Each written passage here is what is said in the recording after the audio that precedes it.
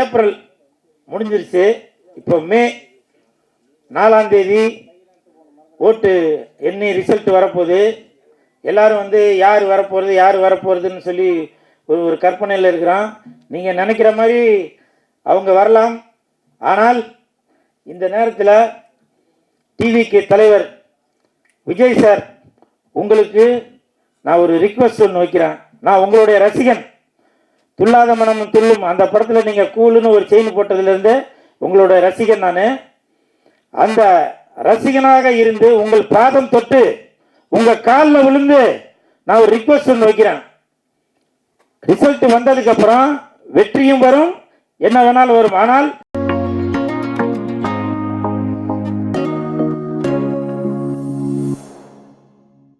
அவர் வந்து பொங்கி எழுந்து பேசுகிறார். ஆனால் அவர் உள்ளுக்குள்ள ஒரு நல்ல ஒரு அன்பான பண்பான பாசமான ஒரு நேசமான உள்ள மனிதர் தான். அவர் பார்க்கறதுக்கு பழப்பழம் மாதிரி தான் இருப்பார்.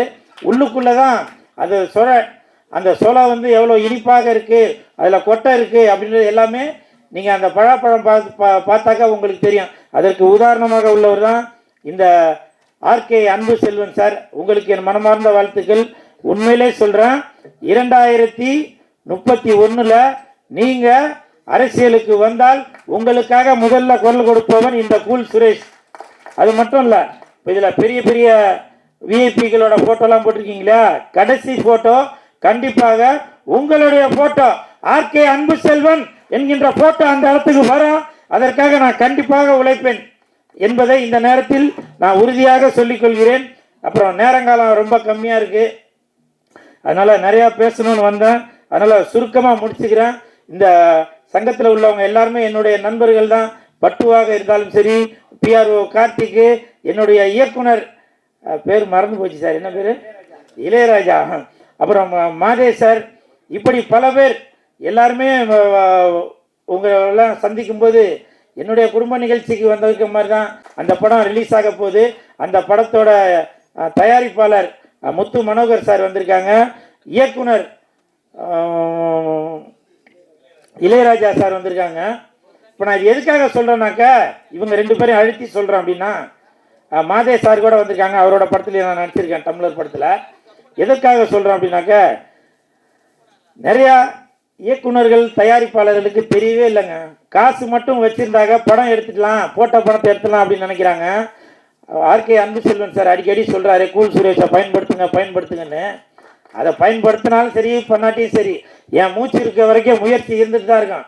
இப்போ வரைக்கும் நான் எந்த விதத்துலையும் குறைஞ்சு போல, நல்லா தான் இருக்கேன். நான் படத்தில் கதாநாயகனாக நடித்து பெரிய உச்சம் தொட்டால் கூட இந்த அளவுக்கு என்னால் வந்து முன்னுக்கு வந்து ஒரு ரசிகர் பட்டாளத்தை வைத்திருக்க முடியுமா அப்படின்றது எனக்கு தெரியல. அந்த அளவுக்கு நான் இன்னைக்கு பேரும் புகழோடு இருக்கேன். அப்படின்னாக்க அதற்கு காரணம் என்னுடைய முயற்சி தான். சரிங்களா? அதனால் உங்களுடைய முயற்சியை நீங்கள் விட்டுறாதீங்க. இந்த கூல் சுரேஷை உங்களுடைய படத்தில் நீங்கள் பயன்படுத்தினால் உங்களுக்கு எப்படி பயனுள்ளதாக இருக்கும் என்பதை அந்த உள்ளே செல்லாதீர்கள் அந்த படத்தோட இயக்குனரையும் தயாரிப்பாளரையும் கேட்டு பாருங்க. டம்ளர் படத்தோட இயக்குனரை கேட்டு பாருங்க. ஏன்னா அந்த ஷூட்டிங் ஸ்பாட்ல நான் எப்படி நடந்துக்கிட்டேன், அடிக்கடி அன்பு செல்வன் சார் கூட இங்கே சொன்னார், கொடுக்குற சம்பளத்தை வாங்கிப்பாரு.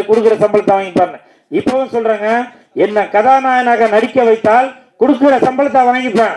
ஆனால் நீங்களே ஹீரோவா நடிச்சு, ப்ரொடியூசரா நடிச்சு, வேற யாரோ எதுக்குமே பயனில்லாதவர்களை நீங்க வந்து கதாநாயகனாக நடிக்க வச்சு அந்த படத்துக்கு என்ன வந்து ப்ரமோஷன் பண்ணுங்க, அவருக்கு கொடுக்கறத வாங்கிப்பாரு. கொடுக்கறத வாங்குறேன். எதுக்கு வாங்கினோம்? உழைப்புங்க. ஈனம் மானம் சூடு சொர்ணம் எல்லாத்தையும் விட்டு இந்த படம் ஓடணும்னு நான் வந்து அவ்வளவு உழைச்சிட்டு இருக்கேன். ஏன் நீங்க வந்து உங்களால் என்னுடைய வேலைக்கேற்ற ஊதியத்தை கொடுத்தாதானே நான் முழுசா என்னோட ஒத்துழைப்பை கொடுக்க முடியும். யோசிச்சு பாருங்க, நான் கதாநாயகனாக நடித்துக் கொண்டும் படங்களுக்கு கூட அது ஓடிடியோ மற்றபடி அதை வந்து வியாபாரம் ஆகிறதுக்காக எந்தெந்த டிஸ்ட்ரிபியூட்டர் இன்னும் வேற யாருன்னா அவங்க கையில் காலில் விழுந்து கூட அந்த படம் வியாபாரம் ஆகிறதுக்காக அந்த தயாரிப்பாளர் சேஃப்டி ஆகணுன்றதுக்காக நான் அவ்வளோ உழைப்பேன். ஆனால் அது சொன்னா தெரியுமா, இப்போ கூட அவர் இன்னும் ஜோதிமணி சார் கிட்ட பாவம் நிறைய இடத்துல பணத்தை கொடுத்துட்டியாம என்கிட்ட வந்து கேட்டார். நான் வந்து அப்போ கூட விவரத்தை சொன்னேன். அவரை பார்த்தா சரியாக இருக்க மாதிரி தெரியலங்க, ஏமாந்துட்டாரு. நானும் எவ்வளோ நிகழ்ச்சிகளுக்கு போயிருக்கேன், ஜெயிச்சவங்களுக்கு தான் அவார்டு கொடுத்துட்டு வரேன். ஆனால் இந்த இடத்துல தோத்தவங்களுக்கு நீ அடுத்த கட்டமாக ஏறி மாதிரி ஏறிக்கிட்டே போகணும் அப்படின்னு சொல்லி அவார்டு கொடுத்துருக்கேன். அது வந்து நான் ரொம்ப பெருமையா நினைக்கிறேன். இந்த நேரத்தில் இந்த நிகழ்ச்சிக்கு வந்த அனைவருக்கும் என் மனமார்ந்த நன்றிகளையும் பாராட்டுகளையும் தெரிவித்துக் கொள்கிறேன். அப்புறம் மேட்ருக்கு வருவோம். ஏப்ரல் முடிஞ்சிருச்சு. இப்போ மே 4ஆம் தேதி ஓட்டு எண்ணி ரிசல்ட் வரப்போகுது. எல்லாரும் வந்து யார் வரப்போகிறதுன்னு சொல்லி ஒரு கற்பனையில் இருக்கிறான். நீங்கள் நினைக்கிற மாதிரி அவங்க வரலாம்.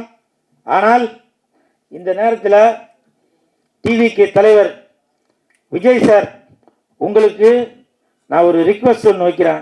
நான் உங்களுடைய ரசிகன். துல்லாத மனமும் துள்ளும் அந்த படத்தில் நீங்கள் கூலுன்னு ஒரு செயின் போட்டதுலேருந்து உங்களுடைய ரசிகன் நான். அந்த ரசிகனாக இருந்து உங்கள் பாதம் தொட்டு உங்கள் காலில் விழுந்து நான் ஒரு ரிக்வஸ்ட் ஒன்று வைக்கிறேன். ரிசல்ட் வந்ததுக்கு அப்புறம் வெற்றியும் வரும், என்ன வேணாலும் வரும். ஆனால் அதை தாங்கிக் கொள்கின்ற மன வலிமை ரசிகர்களுக்கும் தொண்டர்களுக்கும் வேணும். அந்த ரசிகர்களும் தொண்டர்களும் தயவு செய்து ஏதாவது, நான் என்ன சொல்ல வரேன்னு புரியும்னு நினைக்கிறேன். பாருங்க, சொன்ன அலாரம் கூட அடிக்குது. அதனால அந்த மாதிரி ஒரு தற்கொலை முடிவுக்கு யாரும் தயவு செஞ்சு போயிடாதீங்க. இதை நான் எதுக்காக சொல்றேன் அப்படின்னாக்கா, இப்ப ஓட்டு போடுறதுக்கு முன்னாடியே நிறைய பெண்மணிகள் சொன்னாங்க, விஜய் சார் மட்டும் ஜெயிக்கலன்னா நான் என் வீட்டில் உள்ளவங்களுக்கெல்லாம் மருந்தை குடிச்சு சாவடிச்சிருவேன். இது வந்து சிரிக்க வேண்டிய விஷயம் இல்ல, சிந்திக்க வேண்டிய விஷயம்.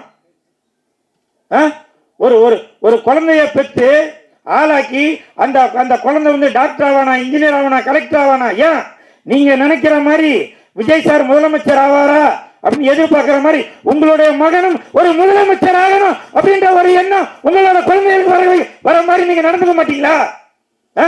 விஜய் சார் ஆகலனாக்க நான் உடனே மருந்தை குடிச்சு என்னோட குடும்பத்தில் உள்ளவங்களுக்கு மருந்தை வச்சு கொண்டுருவேன் அப்படின்னு நிறைய பேர் சொல்லிட்டு வரீங்க. அது மனசுக்கு ரொம்ப வேதனையா இருக்குங்க. நான் விஜய் சாரோட ரசிகன் தான். எனக்கு உங்களோட பிரமாதமா எனக்கு பேச தெரியும். ஏன் நீங்க இந்த மாதிரிலாம் பேசுறதாலதான் உங்களை வந்து தற்குறி அணிலே அப்படின்னு சொல்லிட்டு வராங்க. தயவு செய்து விஜய் சார், உங்களுடைய ரசிகனாக இருந்து சொல்றேன், உங்களுடைய ரசிகர்களும் தொண்டர்களும் தவறான முடிவு எதுவும் எடுக்கக்கூடாது. நீங்க ஜெயிப்பீங்க தோப்பீங்க, அது ரெண்டாவது விஷயம். ஏன்னா ஒரு தலைவனுக்கு வெற்றி தோல்வி என்பது வரும் போகும். அதை தாங்கிக்கக்கூடிய சக்தி தொண்டர்களுக்கும் ரசிகர்களுக்கும் வேணும். அதனால தயவு செய்து நீங்க நாளைக்கே இதுக்கு ஒரு முடிவு கட்டுங்க. என்ன வேணா அறிவிப்பு வரும். அதனால தொண்டர்களே ரசிகர்களே எந்த ஒரு தவறான முடிவு எடுத்துட்டு வராதீங்கன்னு. அதே மாதிரி இன்னொன்னு சொல்றேன், யாரு முதலமைச்சர் ஆனாலும் சரி, எப்படி ஓட்டு போடும் போது ஒயின் ஷாப்லாம் மூடினீங்களா கடையை, அதே மாதிரி ரிசல்ட் வர அன்னைக்கு தயவு செய்து இந்த பூச்சி மருந்து விற்கிற கடை, தூக்கு போடுறதுக்கு கயிறு விற்கிற கடை, அப்புறம் ட்ரெயின் குறைஞ்சபட்சம் ஒரு 10 நாளைக்கு ட்ரெயின்லாம் நிறுத்தி வைங்க. எந்தெந்த இடத்துல தற்கொலைகள் எல்லாம் நடக்குமோ அது எல்லாத்தையும் இழுத்து மூடுங்க. இது நான் வந்து சிரிக்கிறதுக்காக சொல்ல வரல, சிந்திக்கிறதுக்காக சொல்ல வரேன். ஒரு உயிர் போனாலும் நீங்களே இதுக்கு முன்னாடி பார்த்திருப்பீங்க, சில அரசியல் தலைவர்கள் ஜெயிக்கணும் அப்படின்றதுக்காக நாக்கறுத்து பார்த்திருப்பீங்க. நான் சும்மா விளையாட்டுக்கு சொல்ல, வரலாறு திருப்பி பாருங்க தெரியும். அப்போ உள்ள காலகட்டத்துக்கு இப்ப உள்ள காலகட்டத்துக்கு வித்தியாசம் வேற ஆயிப்போச்சு. அப்ப நாக்கு அறுத்துக்கிட்டாங்க, இப்ப கழுத்தையே அறுத்துக்கக்கூடிய சூழ்நிலையில கூட இருக்கிறாங்க பல பேர். அதனால தயவு செய்து சொல்றேன், விஜய் சார் உங்க பாதம் தொட்டு கேட்கிறேன், அன்னைக்கு அந்த மாதிரி கடைகள் எல்லாத்தையும் மூடுங்க. நீங்களும் ஒரு அறிக்கை கொடுங்க, தவறான முடிவு யாரும் எடுக்கக்கூடாது அப்படின்னு. நீங்க கண்டிப்பாக ஒரு இடத்துலயும் நீங்க ஜெயிச்சுக்கிட்டு தான் வரீங்க. அது அந்த முடிவுல தான் நான் சொல்றேன். நீங்க இந்த அறிக்கையை தயவு செய்து தமிழக மக்களின் சார்பாக உங்கள் ரசிகரின் ஒருவனாக நான் உங்களுடைய பாதம் தொட்டு கேட்டுக்கொள்கிறேன். அதே மாதிரி இப்போ 4 பேர் முதலமைச்சர் போட்டிக்கு நிக்கிறாங்க. எடப்பாடி ஐயா நிக்கிறாங்க, மு.க. ஸ்டாலின் ஐயா அவர்கள் இருக்காங்க, விஜய் சார் நிக்கிறாங்க, சீமானந்தன் நிக்கிறாங்க. அந்த 4 பேருமே சினிமா பேக்ரவுண்ட்ல இருந்து வந்தவங்க. ஆனால் சினிமாவுக்காக எந்த சலுகையும் கொடுக்கல. அப்ப சினிமாக்காரங்க உங்களுக்கு என்டர்டைன்மெண்ட் பண்றதுக்கும், கடை திறக்கிறதுக்கும், காது குத்துறதுக்கும், கருமாதிக்கும், பிறந்த நாளுக்கும், மலர்ந்த நாளுக்கும், உதிர்ந்த நாளுக்கும், வளர்ந்த நாளுக்கு மட்டும்தான் சினிமாக்காரன் உங்களுக்கு தேவைப்படுதா? சொல்லுங்க. உங்களுக்கு ஏதோ ஒரு பிரச்சனை இருக்கும்போது, மனசு கஷ்டத்துல இருக்கும்போது உங்களை சந்தோஷப்படுத்துற இந்த சினிமாக்காரங்களுக்கு என்ன சலுகை சார் கொடுத்தீங்க? 4 பேர் சினிமா பேக்ரவுண்ட்ல தானே வந்தீங்க. மீனவர்களுக்கு பிரச்சனை நான் குரல் கொடுப்பேன், விவசாயிகளுக்கு பிரச்சனை நான் குரல் கொடுப்பேன்.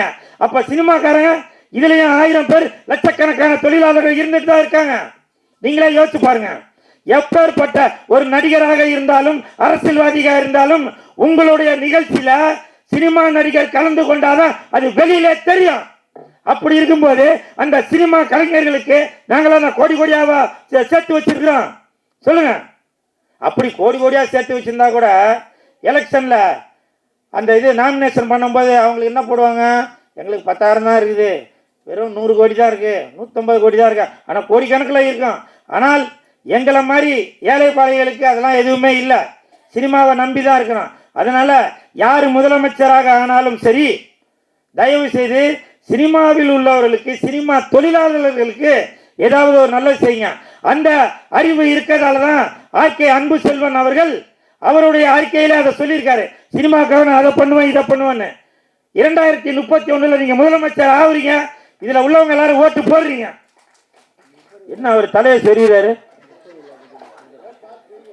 அதெல்லாம் 30 விழாலாம் சொல்லியாச்சு சார். தொண்டை வலிக்க கட்டிக்கிட்டு இருக்காங்க. இப்போ வந்து காதல் இதுக்கு தான் உங்களை கூட்டிட்டு வந்திருப்பாரு. அதாவது நான் பேசிட்டு இருக்கும்போது வீடியோ பார்க்குறவங்களுக்கே தெரியும், நான் பேசினாக்க தொண்டை காஞ்சிரும், வீடியோ பார்க்குறவங்களுக்கு மண்டை காஞ்சிரும். அதனால என்னவோ சொல்ல வந்தா குழப்பிட்டு போயிட்டீங்க. போங்க. 2031 அன்பு செல்வன் ஐயா அவர்கள் சிஎம் ஆகுறாங்க. ஐயா போதுமா? எல்லாருக்கும் பசிக்குது. அங்கேருந்து கையை காட்டிட்டாங்க. ஓகே, இன்னும் நிறையா எழுதி வச்சிருக்க. போதும், நான் அடுத்த நிகழ்ச்சியில் பேசிக்கிறேன். அப்புறம் இன்னொரு முக்கியமான விஷயம், முக்கியமான விஷயம். இப்போ நான் இந்த நிகழ்ச்சிக்கு வரும்போது நான் வந்து ஒரு காரில் வந்து இறங்கினேன். அந்த காரில் லெஜண்டோட ஃபோட்டோ போட்டுருந்துச்சு. அப்போ ஆர்கே அன்பு செல்வன் சார் கேட்டாங்க, இது வந்து உங்கள் காரா இல்லை லெஜண்டோட காரா அப்படின்னு. அது லெஜண்டோட நிர்வாகி செயலாளர் சுதாகர் அவர் தான் என்னை வந்து, அண்ணா நீங்கள் எங்கே போனாலும் ஆட்டோவில் போகிறீங்க, வாங்க உங்களை நான் பந்தாவாக காரில் எடுத்துன்னு போய் இறக்குறேன், வாங்க சுதாகர் ப்ளீஸ் ஒரு நிமிஷம் வாங்க. இன்னைக்கு இந்த இடத்துல நான் மாசா கெத்தா இருக்கேன் அப்படின்னாக்க லெஜண்ட் ரசிகர் மன்ற நிர்வாகிகள் தான் அதற்கு முழு காரணமே. ஏன்னா நான் பல இயக்குநர்கள், பல தயாரிப்பாளர்கள், பல நடிகர்கள் எல்லாரையும் பார்த்து, இப்போ சார் சொன்னார் இல்லையா, ஏமாந்துட்டேன் அதுலேயும் நான் ஒருத்தன் தான். இவ்வளோ வாய்க்கு வெக்கனையாக பேசுவேன், ஆனால் நானும் பல ஏமாற்றங்களை சந்திச்சேன். அதனால தான் இப்போ நான் முழித்து கொண்டு இனிமேல் என்னை பயன்படுத்தினால் உங்களுக்கு என்ன ஆதாயம் தேவைப்படும், அது மாதிரி எனக்கும் ஒரு ஆதாயம் வேணும்ல. நானும் குடும்ப கூட்டம் உள்ளவன் தானே, எனக்கும் பசங்கள்லாம் இருக்கு. தட்டுங்க சார், தட்டுங்க சார், நன்றி சார்.